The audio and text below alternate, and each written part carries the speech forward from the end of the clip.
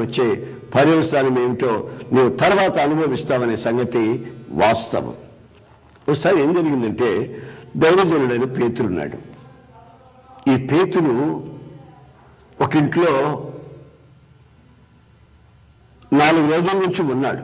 ఆ ప్రాంతాలంతా తిరుగుతున్నాడు, బాగాను తిరిగి పరిచర్య చేస్తున్నాడు. ఆ ఇంట్లో వాళ్ళు ఈయనకు భోజనం పెట్టడం ఆలస్యమైంది. ఈయనకి బాగా ఆకలిగా ఉంది. అంతలో ఆ ఇంటి వాళ్ళు అన్నారు, బాబు ఇంకొక అరగంటలో నీకు భోజనం వడ్డిస్తాము అన్నారు. అప్పుడు ఈ దైవజనుడు ఏం చేశాడంటే, ఆ ఇంటి మేడ మీదకి వెళ్ళి నీడగా ఉన్న చోట కూర్చొని కళ్ళు గట్టిగా మూసుకొని ప్రార్థన చేయడం ప్రారంభించాడు. అరగంట సమయాన్ని ఎందుకు వ్యర్థం చేయాలి మనం అని అనుకుని ప్రార్థన చేయడం ప్రారంభించాడు.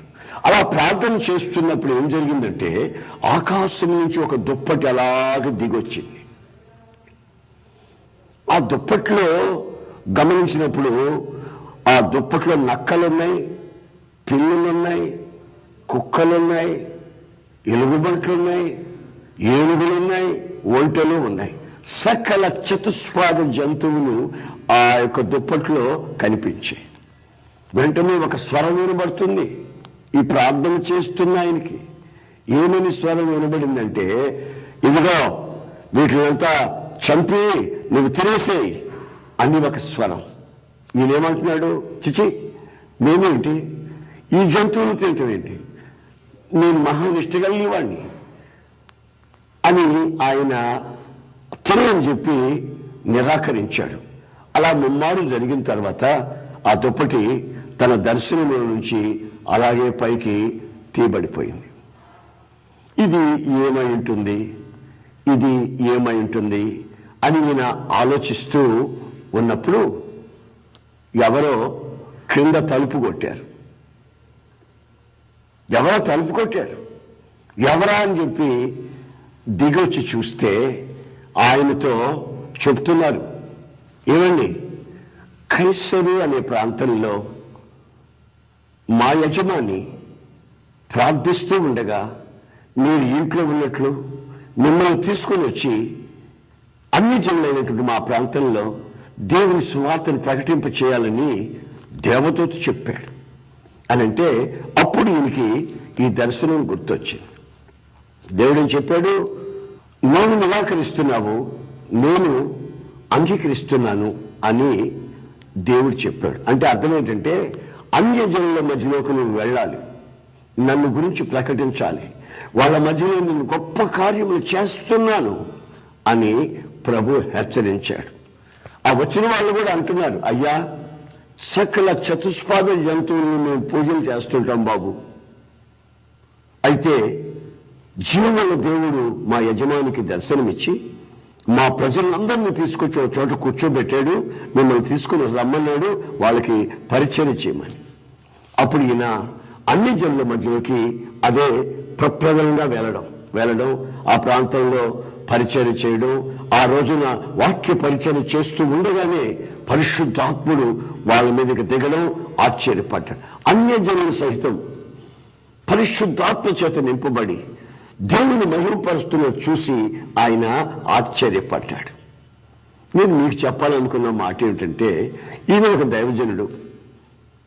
ఇతను రాబోయే దినాల్లో ఏమి చెయ్యాలో అనే సంగతి దేవుని ప్రత్యక్షంగా చూపించాడు. ఎప్పుడు? ఒక్క అరగంట సమయం దొరికినప్పుడు మేడ మీదకి వెళ్ళి ప్రార్థన చేస్తూ ఉండగా, ఆ అరగంట సమయంలో ఈయన ఏ హోటల్కో వెళ్ళి ఏదో తిని, లేక ఎవరితోనో బంధువులతో మాట్లాడుతూ, లేకపోతే ఆ సమయాన్ని వెంటపుచ్చుకొని ఉంటే తన యొక్క రాబోయే కాలంలో తాను చేయవలసిన పరిచర్య ఏమిటో తనకు తెలిసేది కాదు.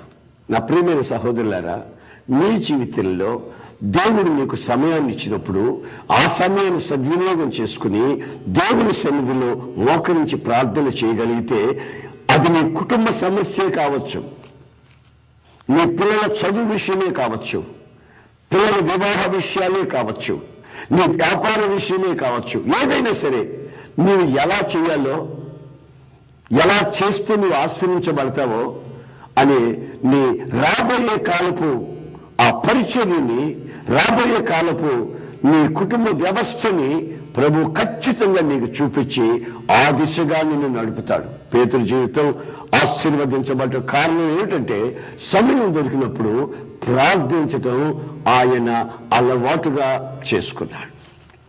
కనుక మీ జీవితాలలో కూడా అనవసరంగా సమయాన్ని వ్యర్థపుచ్చుకోకుండా మీ వ్యక్తిగత జీవితాల్లో ఆశీర్వాదపు దిశలో ముందుకు సాగాలంటే సమయాన్ని సద్వినియోగం చేసుకోవాలి. అది నేను చెప్పాను కదండి, చీమను చూడండి, దాని తల ఎంతండి, ఇంత తల. ఆ ఇంత తలలో ఎంత ఉంటుంది మెదడు, ఇంకా ఇంత ఉంటుంది. కానీ ఆ మెదడులో సమయాన్ని సద్వినియోగం చేసుకునే జ్ఞానం ఉంది. మనకు ఉన్నాయి పనసపళ్ళం తలలో, తాటికాయ ఎంత తలలో. మరి మన తలలో ఉన్న మెదడు ఎంత ఉంటుంది. మరి ఈ మెదడును మనం ఎలా ఉపయోగించుకుంటున్నాము, మనం ఎలాగా సమయాన్ని సద్వినియోగం చేసుకుంటున్నాము అని మనం ఒకసారి ఆలోచించి సిగ్గుపడవలసిన విషయం అండి. కనుక నా ప్రియమైన సహోదరులారా, సమయాన్ని సద్వినియోగం చేసుకొనొచ్చు, అజ్ఞానుల వలె కాక జ్ఞానంతో ప్రవర్తించమని దైవజనుడైన పౌలు తన యొక్క హెచ్చరికను మనకి ఇక్కడ ఇస్తున్నాడు. ఆ దిశగానే ఒక దైవజనుడిగా ఈ సంవత్సర ప్రారంభంలోనే మీతో ఈ విషయాన్ని విన్నవించుకుంటూ మీరు సమయాన్ని సద్వినియోగం చేసుకుని మీ రాబోయే జీవితాన్ని సంతోషకరంగా మార్చుకోవాలని, అది ప్రభు ద్వారానే వీలవుతుందని, అది దైవ జ్ఞానం ద్వారా మీ చెడువాట్ల నుంచి విడుదల పొందుతామని హెచ్చరిస్తూ ప్రభు మాటగా ఈ విషయాన్ని నేను ముగించుకుంటున్నాను. ప్రభు మిమ్మల్ని ఆశీర్వదించుగాక. ఒక చిన్న ప్రార్థన మీ కొరకు చేస్తాను. కాస్త తల వంచుకోండి, పశ్చాత్తాపడండి.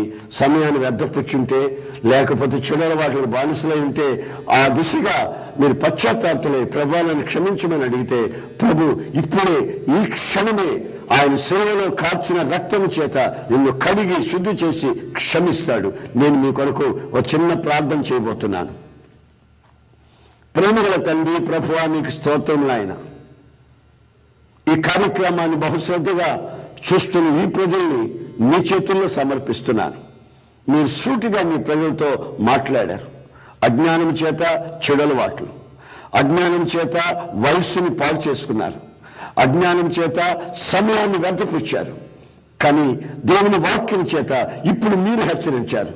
అజ్ఞానం చేత మీరు వ్యర్థమైపోకుండా జ్ఞానం కలిగి సమయాన్ని సద్వినియోగం చేసుకోమన్నారు.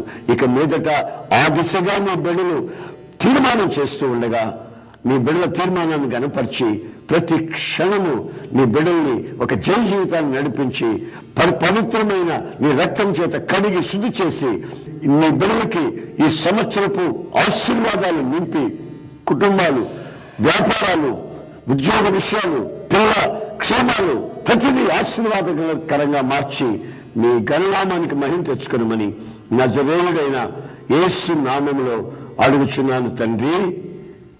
ఆమేన్, ఆమేన్.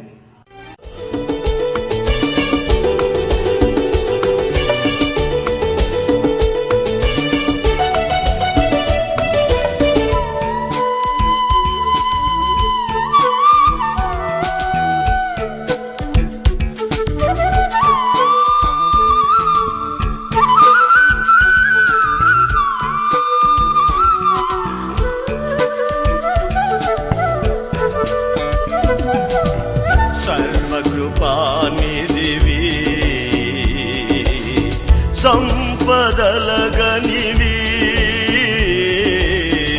సర్వకృపానిధివి, సంపదలగనివి, సకలము చేయగల నీవైపేనా కన్నులెత్తి చూచెదా. కొండల వైపు నా కన్నులెత్తి కొదువతో నేను కుమిలెదనా, కొదువతో నేను కుమిలెదనా.